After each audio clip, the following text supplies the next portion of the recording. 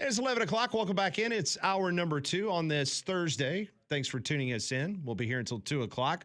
Rodney Orr from Tider Insider will join us this hour, along with Rob Pate, former Auburn DB, as he will preview the Kentucky game coming up tomorrow night against the Auburn Tigers. Also want to throw a happy birthday out today to former SEC Commissioner Roy Kramer, who is 96 years young today. God bless him. 96 years old, the former commissioner of the Southeastern Conference. Without Roy Kramer, there would not be a conference championship game anywhere in any conference. It was his baby. He came up with the idea to have an SEC championship game. It played 2 years here in Birmingham before it vacated and went to the Georgia Dome in Atlanta, and it was off and running, and then other conferences adopted that policy. So without Roy Kramer introducing the SEC championship game, there would not have been the college football playoff. There would not have been the type of games that you saw leading into the college football playoff. So Roy Kramer, 96 years old today. Happy birthday. Happy birthday, Mr. Commissioner. Hey, speaking of games, how about the Finnick? Get in there this afternoon. You can stay dry. You can stay warm at the Finnick. It's a great place to watch live music, but also watch live sports on all of their video screens, their video boards across the house, and the in-house sound system you get there.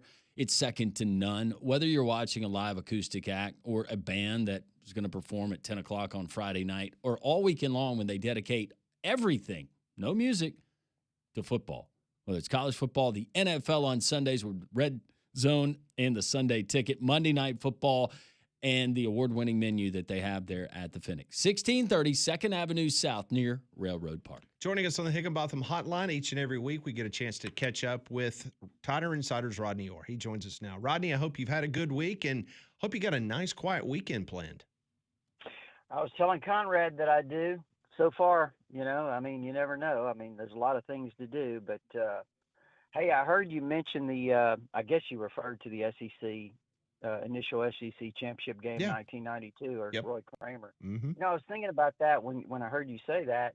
Everybody looks at that Langham play as the biggest play of the game, and it probably was. But I'll tell you, there was another play in that game that kind of came to mind while you were talking.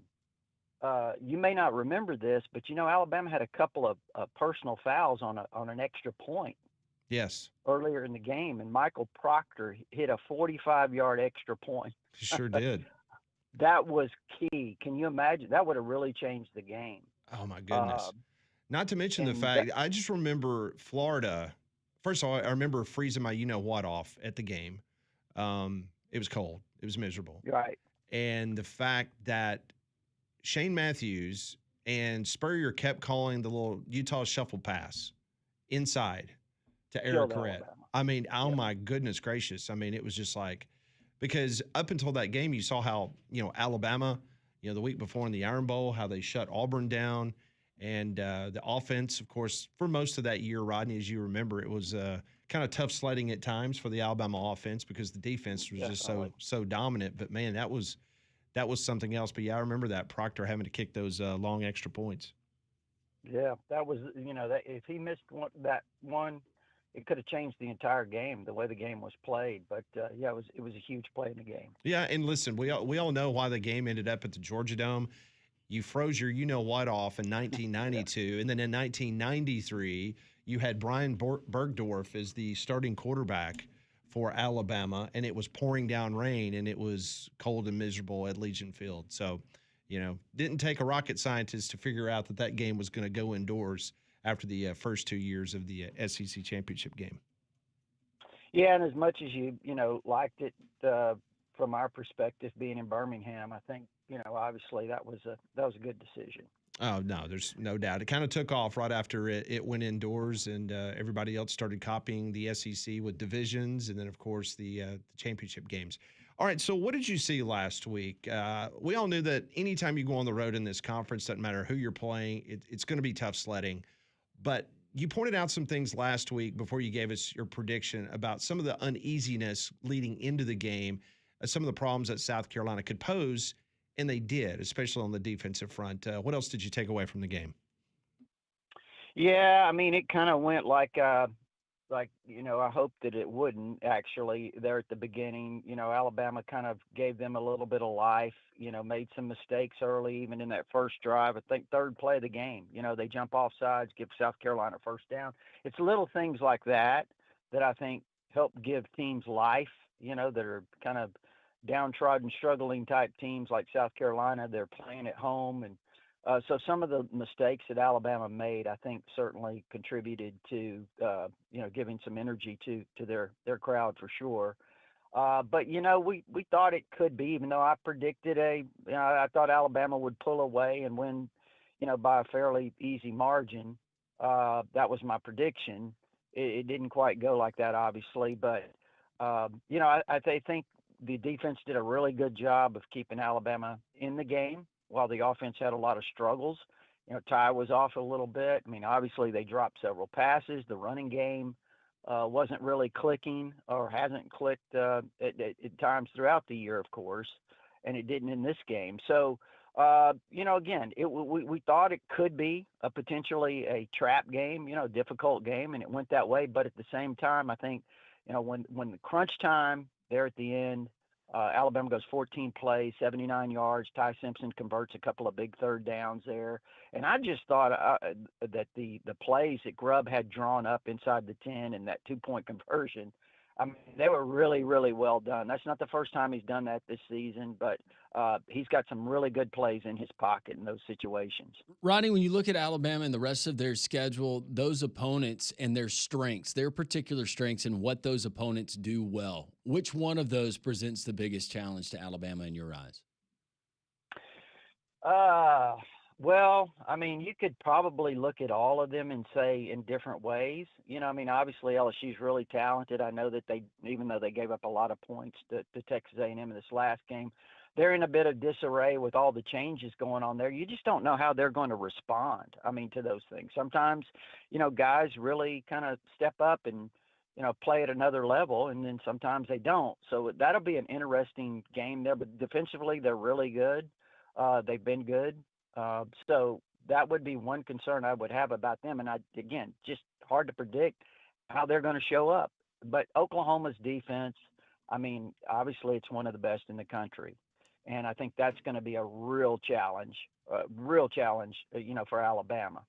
And as you look at Auburn, I mean, obviously going down there, this will be DeBoer's first trip down there. So this will be a learning experience for him, a new experience.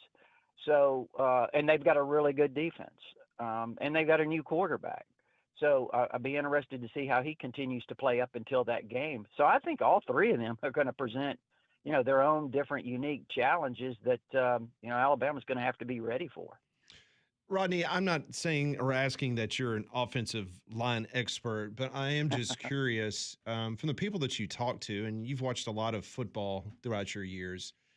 Do you see one thing that just jumps out right off the page in regards to why the running game is not a typical, I'm not talking about a Derrick Henry or Najee Harris type of running game. I'm just talking about a running game that just does not seem to have any, I don't know if it's the offensive line not moving guys off the ball. I don't know if you don't have the guys in the running back room that can hit the holes quick enough and have a burst of speed, run downhill, whatever the case may be. Is there something that jumps out to you why they have had such a problem getting a running game going?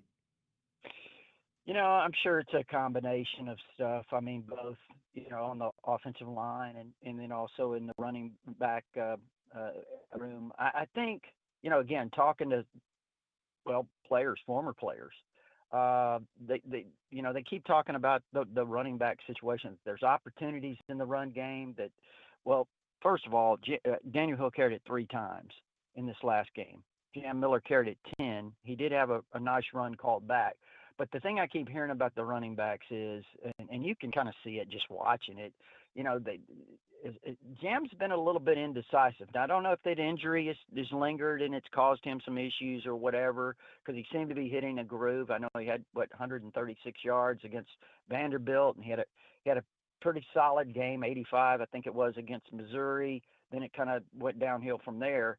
after that injury. So I don't know if that's really part of it or not, but just vision, seeing the hole, hitting the hole, getting on the edge quickly. I did see on one run in this last game really caught my attention again. Daniel Hill only carried it 3 times. Twice he was hitting the backfield.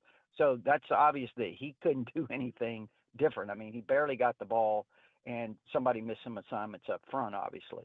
But with that said, he did have a sweep to the left one time where he had Brailsford out in front of him, and he made a nice cut. I mean, he showed a lot of vision. I mean, that's something that you really, want to see. And I think some of that has been lacking, just not knowing or having that feel of when to make that move or that cut.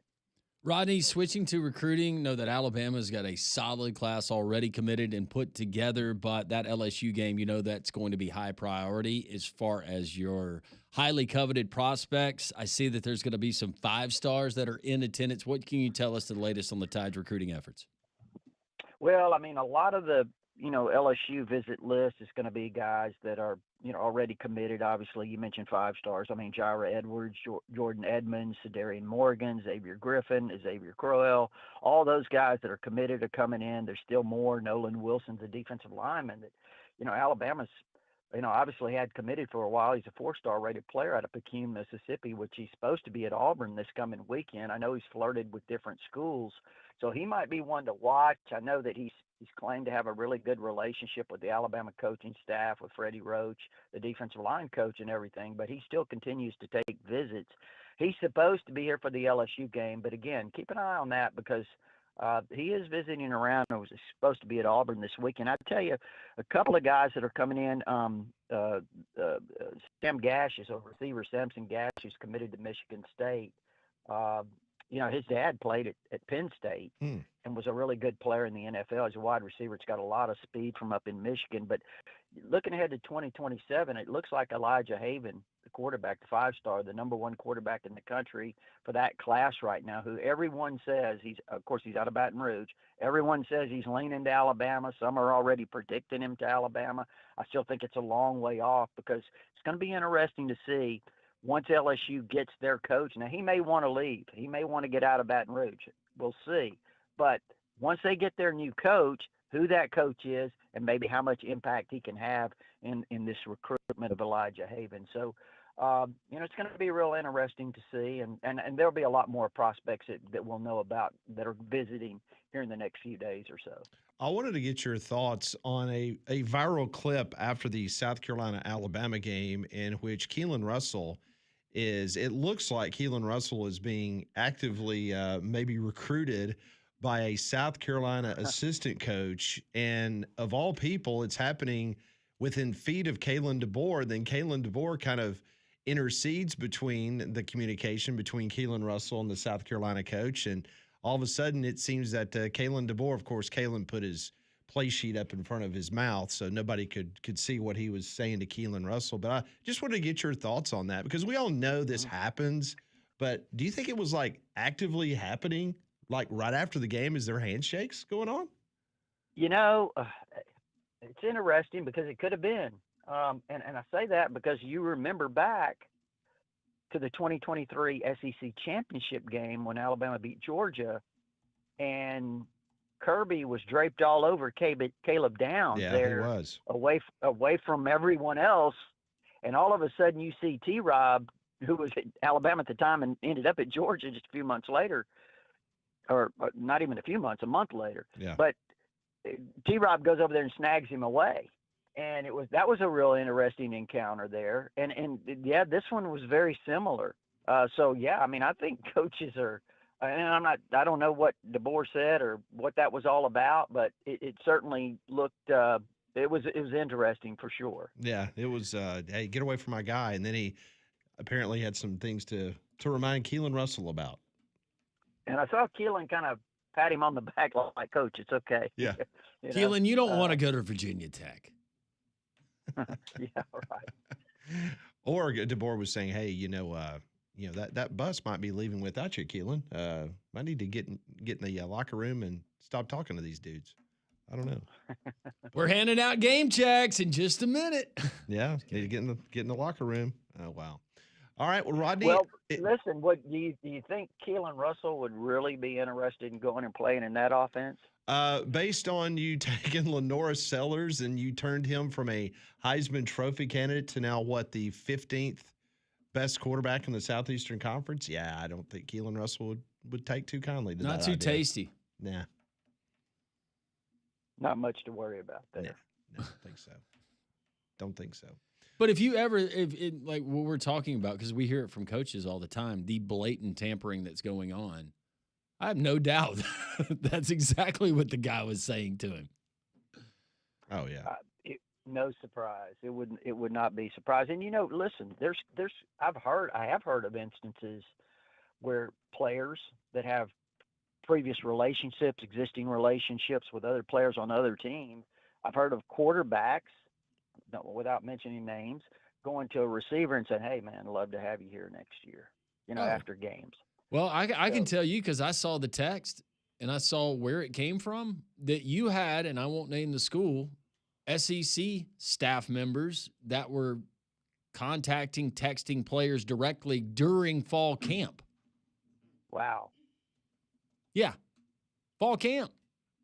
And of course, all the Amazing. coaches, the player took it to the coach and said, "Hey, can you believe this?" Yeah, that's what's going on.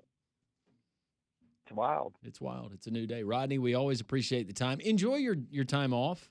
Enjoy this autumnal weather. Autumnal. I think I said that right.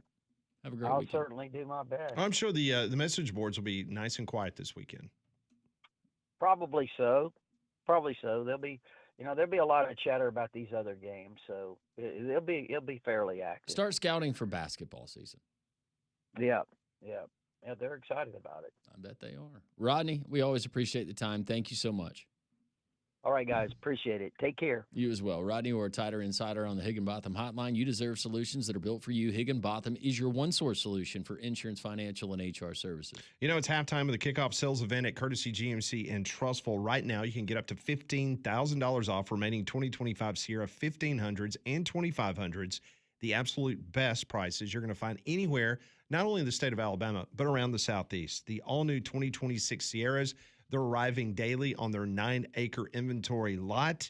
Go check them out. And the best part, 2025 model year pricing on those brand new 2026 Sierras. So get by and see all the great people there at Courtesy GMC in Trussville, right off of I-459 exit 32. And remember, every new GMC comes with Courtesy's exclusive 7-year, 100,000-mile powertrain warranty. Check out their online inventory as well at courtesybirmingham.com. College football news that you need to know next on Three Man Front.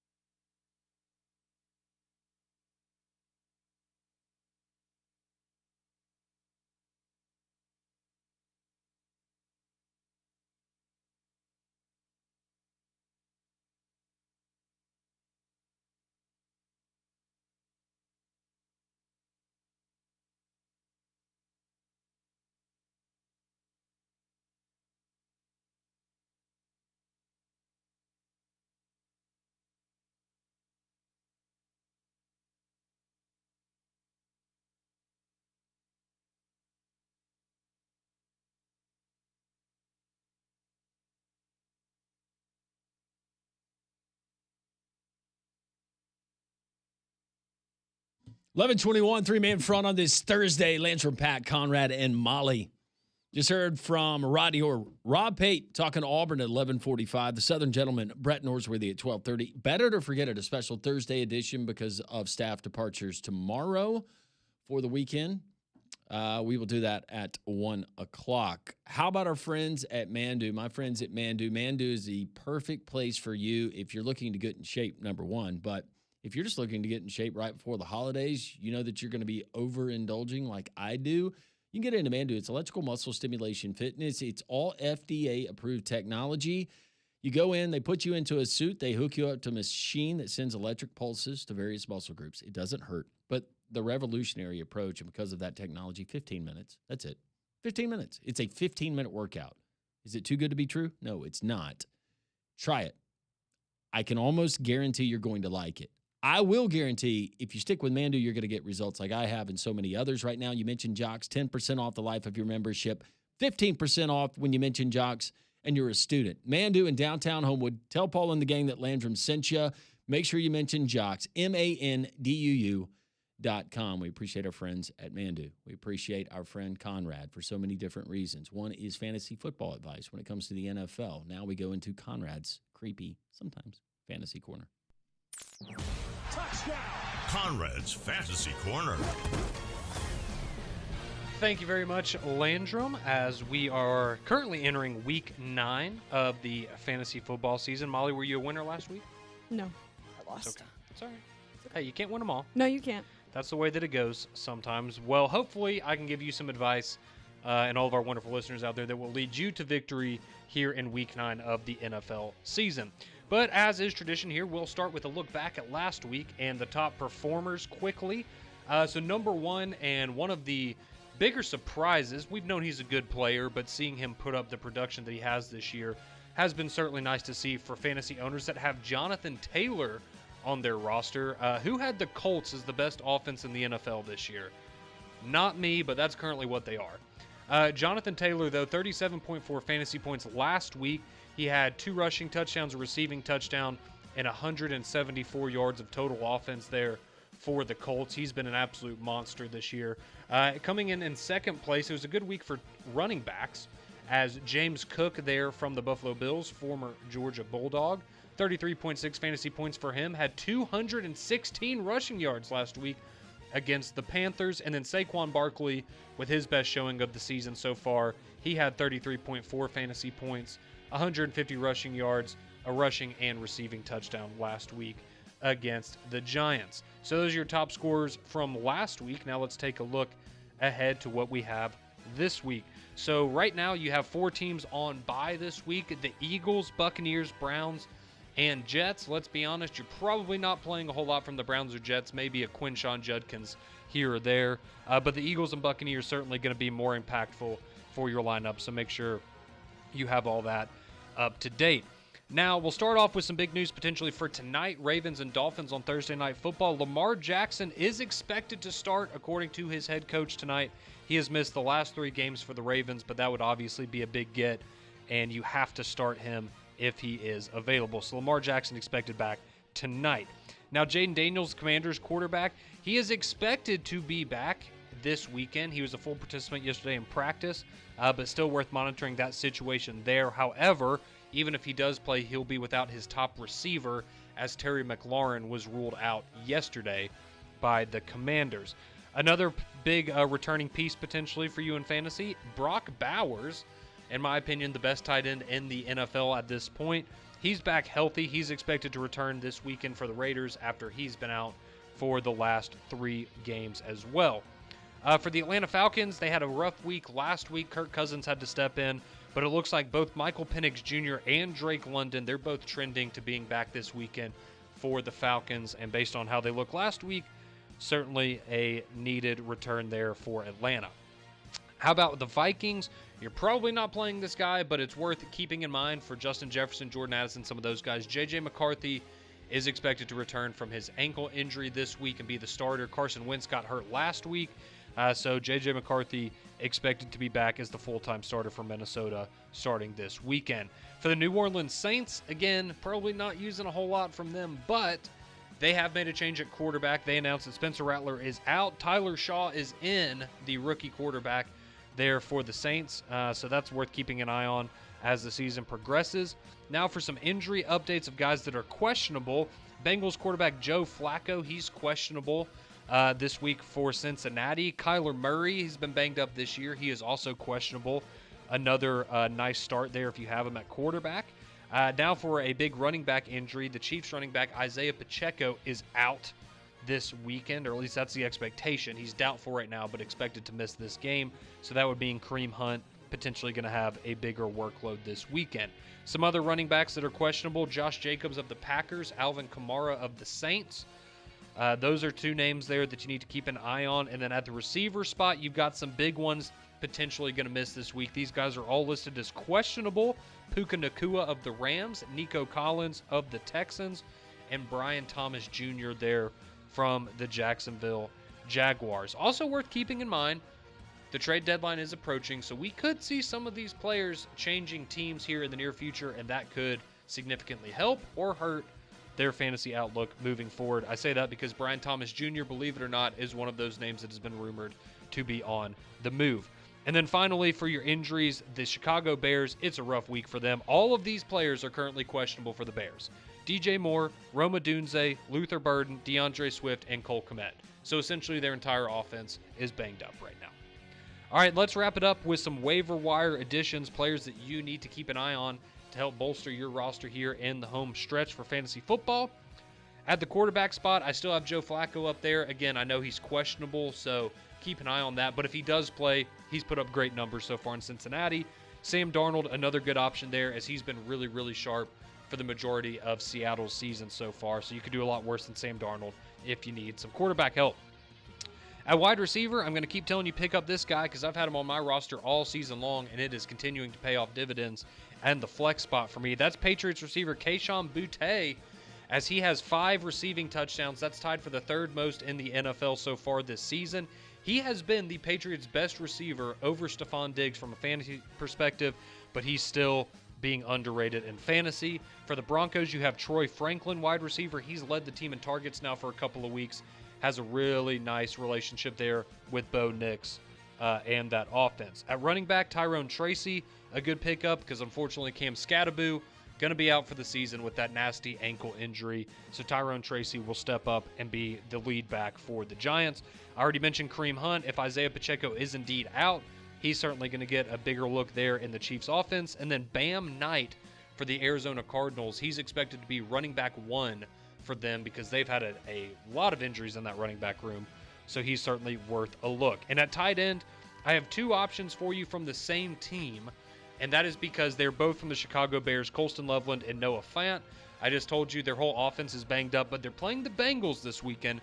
Bengals are giving up the most points this season to opposing tight ends in all of fantasy football, so worth keeping an eye on those Bears. And then Molly, her favorite segment, the defense. Yeah. Some defenses for you to pick up this week. The Chargers, because they're taking on the Titans.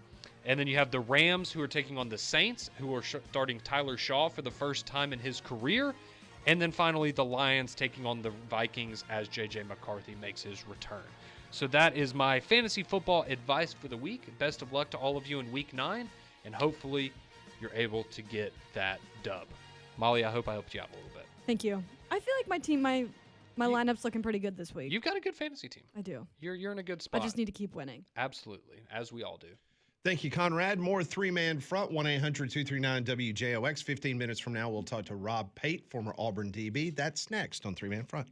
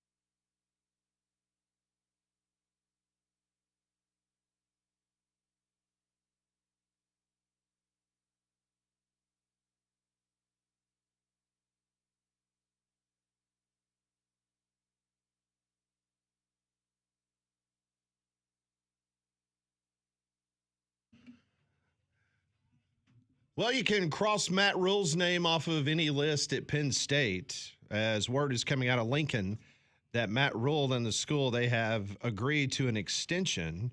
Rule is 18-15 in 3 seasons at Nebraska, has Nebraska bowl eligible for the second season in a row. His contract is supposedly through 2030.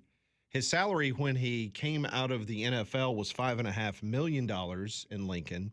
It was bumped up in a contract negotiation up to $7.5 million, and it will jump to $8 million on January 1st of this year. So I guess they were a little worried, Landrum, that perhaps he might go to his alma mater, which is Penn State.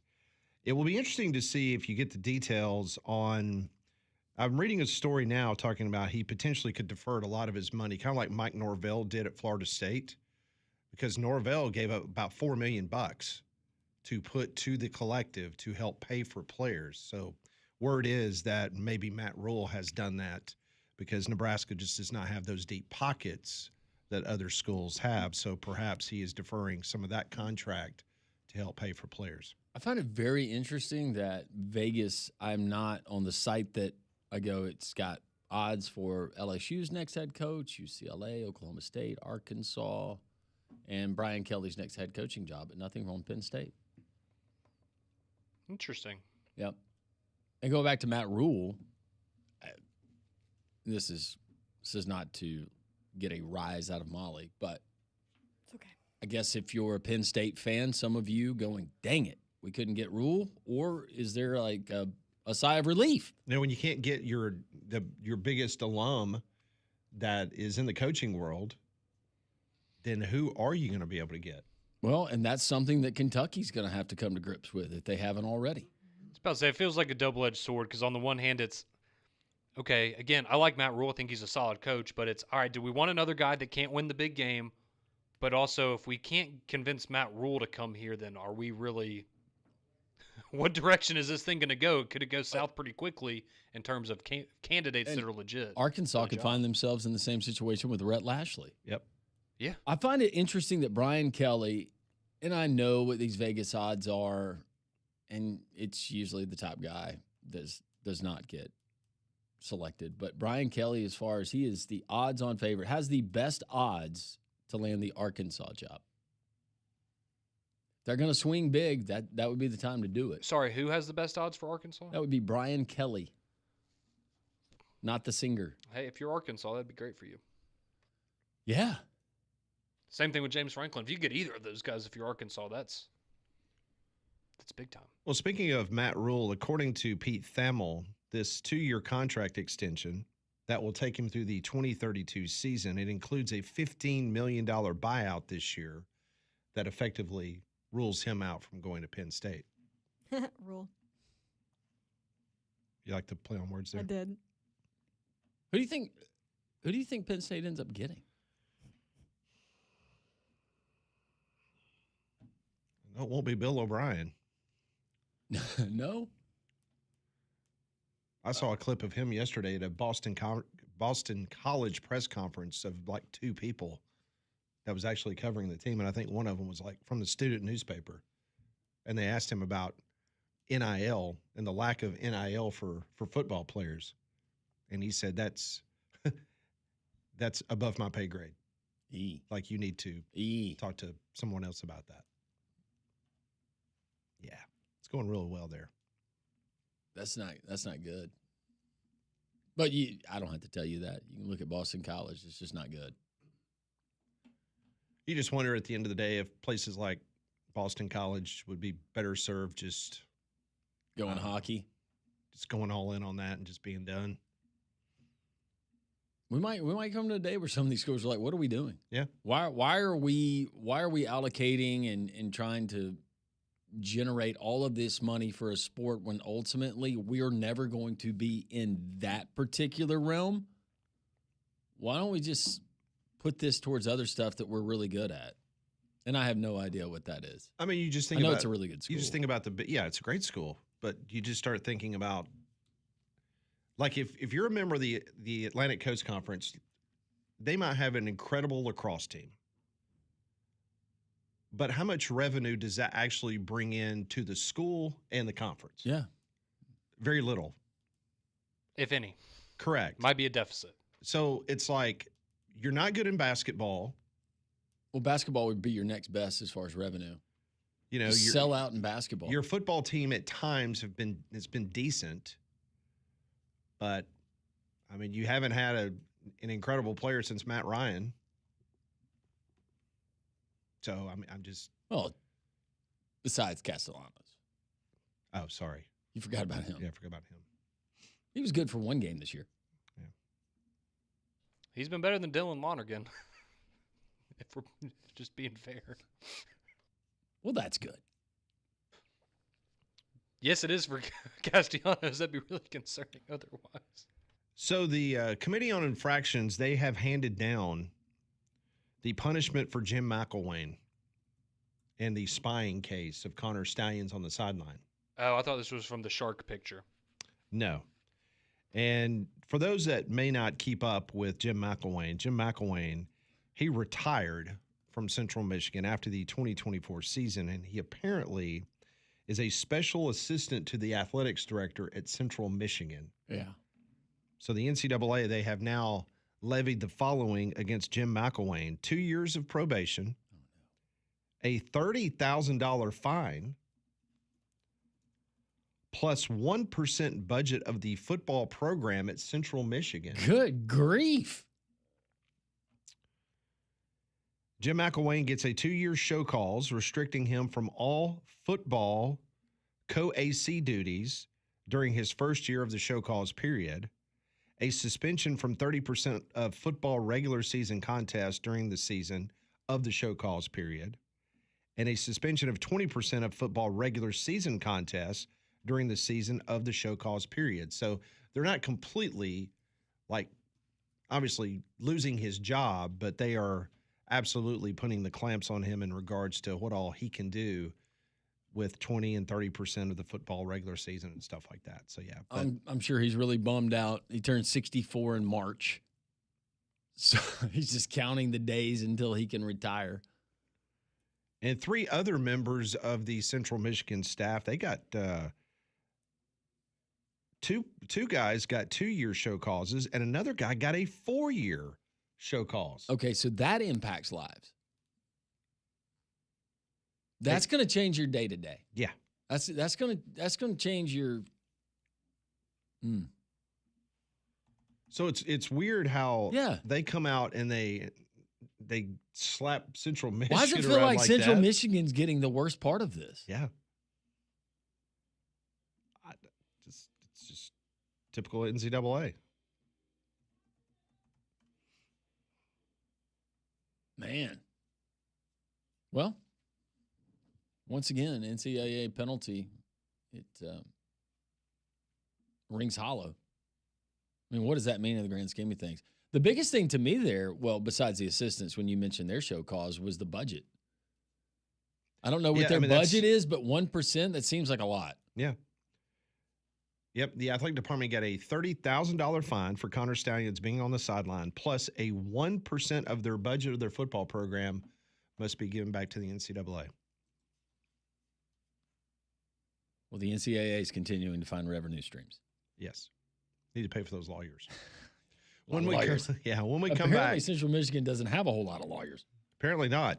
Rob Pate will join us next, former Auburn DB, Entrepreneur of the Year in Lee County. He will join us next.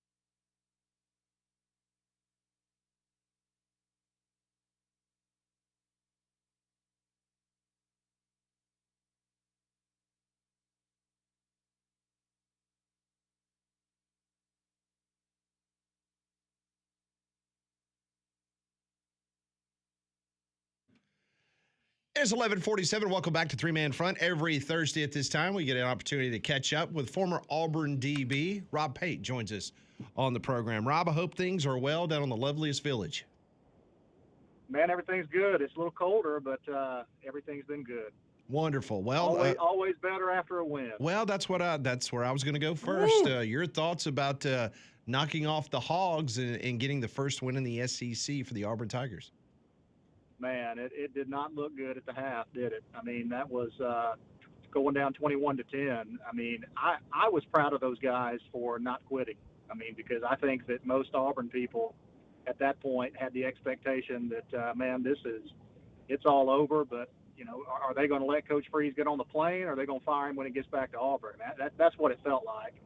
And for them to come back out in the second half, come down, get a score, and do the things necessary to get a road win, I thought that was big for this program. I mean, it's just the culture of learning how to win in tough environments and when you're behind the eight ball. And we just haven't been able to crack that code. And so to finally, for once, you know, have a defense stand up and make those plays when they absolutely had to, and which, you know, defensively, they've kept us in every game and will continue to keep us in every game. They're playing phenomenally. But you know, Ashton Daniels coming in, providing the spark, and being able to run the football and just do what was necessary to get a win, man. It was good to see. Now with Ashton Daniels in the offense and kind of in the rotation and competing for snaps with Jackson Arnold, if I say, Rob, you're the offensive coordinator for Auburn, you know what they do well, you know where they're lacking. What are you doing the rest of the season, and who are you doing it with?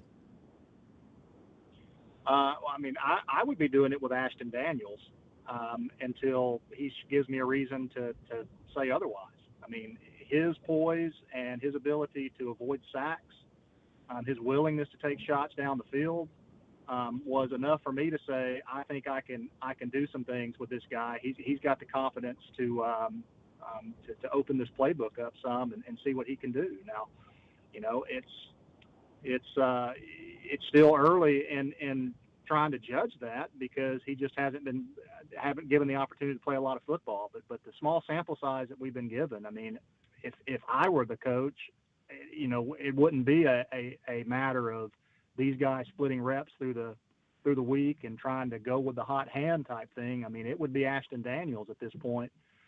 And I know that there's a new age of football, and you know, who knows what the stipulations are for a kid that makes as much money as Jackson Arnold does, and what kind of strings are attached to that. And I have no idea. But for me, I mean, it's about the product on the field and the results on the scoreboard, and what happened in that second half would earn that guy a start for me the next week.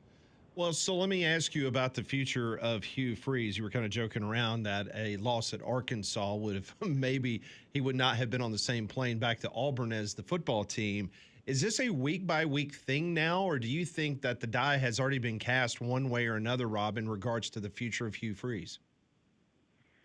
I think that it's in flux because of all the other coaching changes, honestly. I mean, I would have said, you know, 2 weeks ago, without the Florida and the LSU and some of these other jobs that have popped open, that it would be a week-to-week thing. I'm still not certain that it's not, but it does have the feeling that the Auburn people kind of question, you know, where we would be in the pecking order in finding a new coach and who's available and you know, kind of what direction we would take with all the other openings out there. A lot of the same schools with a lot of the same names, you know, penciled in as the next guy.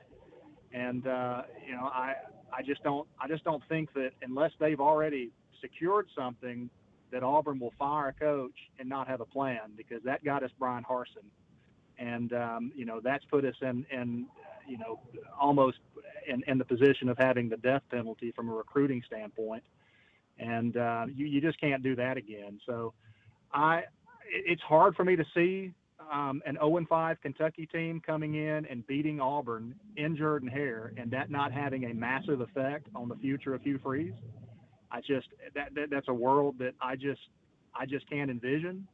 But you know, I would have thought things would have progressed faster than they have now. But I do see, you know, look, I'm not the guy that writes those checks. and never will be. And, so, who am I to say who should write the check and pay off a coach? I can't do it. You're kind of at the mercy of the guy's willingness to do that. And until they see that they have somebody that they think is better, that it's not going to happen. And I just don't know who that might be. Well, maybe you can't write that check, Rob, but as a person, as a former player who played at Auburn, as someone who's deeply entrenched in that community, I respect your opinion because you're dialed in and you know what a good fit for Auburn would be. Has your die already been cast for Hugh Freeze? Have you seen enough? I think that I have, from an offensive standpoint, just the decision making, the decisions on the quarterbacks, and the failure there, the inability to put points on the board. I have a hard time seeing that getting corrected. After being told that it was corrected. Same. And this was the year to take off. So yeah, I mean that's a hard thing to say. The only thing that kind of gives me pause is that these guys have played incredibly hard. They haven't quit. They've had every opportunity to do so. They've competed against some of the best teams in the country and have gone wire to wire with them. And a play here or there, and they're right. It could be a totally different talking point that we have. So, I'm just glad I don't have to make those decisions. So, Rob, I just want to make sure I understand this correctly. Do you believe because maybe of all the other job openings around college football that maybe John Cohen would have like maybe a hit pause button in regards to maybe being as aggressive as looking elsewhere and maybe giving Hugh Freeze that additional year? You think that's the reason potentially? I think potentially it is, and I don't agree with that. I don't think it should be. I don't think that the people that are in charge should view the program in that way, and that and it's like what Jeremy Foley said, if a decision has to be made later, you might as well make it now. If there's an issue, correct it. You keep pulling the strings until you get the right fit and you get the direction of the program in the way that it should be. And I don't really care what job's open. I mean, if you think that you can upgrade, Yep. you go do it. Yep. But we'll see what the decision is. It's clouded because I think that some of the people that they would have initially jumped out on have other opportunities now that are intriguing, and I think they don't know where they stand in the minds of those coaches, and those are just conversations I'm not privy to. Well, hey, the good old days of waiting around and hearing back from that agent and, hey, I'll get back to you after I talk to my client, those days are gone. You better be proactive. Yeah. You're going to get left behind. Well, all I know is Lane Kiffin and John Summerall, those guys are going to be very wealthy, even wealthier than they were now this time next. No doubt. And the likes of Jimmy Sexton and his associates there at CAA will continue to print money. Rob, we appreciate it. Hope you're printing money. I wish. No, not printing it, but I'm certainly grateful for people that come and spend it at Sweet Frog. Sweet Frog right there in Auburn. Rob, we always appreciate it, my friend. Hopefully Auburn gets a win. If not, it will be a very interesting conversation we'll have with you next Thursday. Thanks, Rob. War Eagle, guys. Thank you. Thank you. Rob Pate joining us on the Higginbotham Hotline. Southern gentleman, Brett Norsworthy, next hour.